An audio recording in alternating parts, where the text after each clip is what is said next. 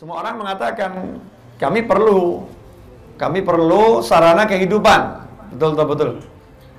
Perlu sarana kehidupan. Nah, untuk mendapatkan sarana kehidupan, maka kami harus kerja.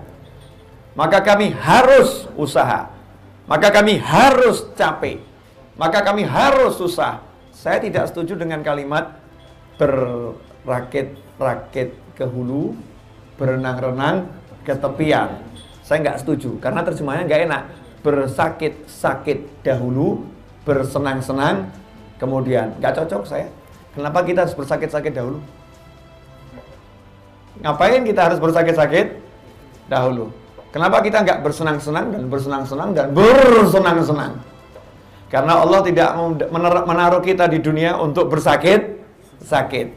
Allah meletakkan kita di dunia, kamu nggak usahnya repot, kamu tenang saja, duduk di halte, keperluan udah saya siapkan, tunggu bis berikutnya menuju alam akhirat. Ini kan tempat parkir aja sebentar. Udah kamu tunggu aja di situ, 60 tahun, 70 tahun, duduk di situ, tenang yang manis. Kamu ikuti petunjuknya, ya saya sudah siapkan semua petunjuknya, kamu ikuti, nanti akan ada bis yang menjemput, kamu dibawa ke surga. Nah, yang jadi masalah itu tidak kita lakukan.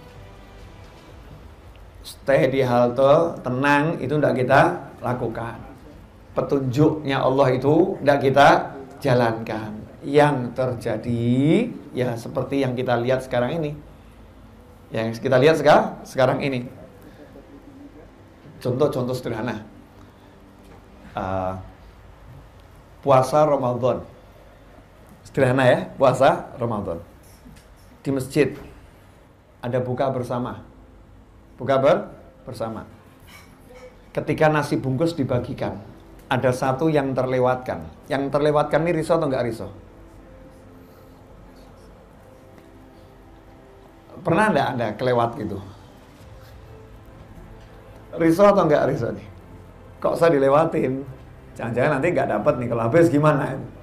Itu sekedar nasi bungkus ketika berbuka puasa, itu riso. Panitianya terlambat membagi kurma. Ya. Ini jamaahnya tenang atau riso? Riso. Kenapa riso? Seperti ada kekhawatiran, ketakutan, gimana nanti kalau saya enggak dapat? Gimana ya kalau ternyata ya nanti stoknya itu kurang. Padahal itu cuma sebutir, 2 butir kurma. Sebungkus nasi. Padahal dia sendiri di dompetnya itu banyak uang, dia bisa makan di luar. Tapi hatinya tetap riso. Inilah yang disebut oleh Rasul dalam hadis SAW, kadal fakru ayyakuna kufra. Hampir-hampir kefakiran itu membuat seorang menjadi kufur.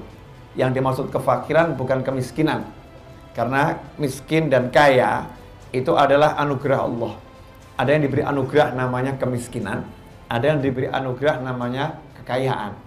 Dan manusia lebih cenderung suka menerima anugerah namanya kekayaan daripada anugerah yang namanya kemiskinan. Padahal dua-dua itu adalah anugerahnya Allah Subhanahu wa ta'ala. Tapi Masya Allah, hampir nggak ada manusia yang dari lahir sampai mati miskin terus. Jadi ada yang mungkin minggu ini dia miskin, minggu berikutnya sempat kaya.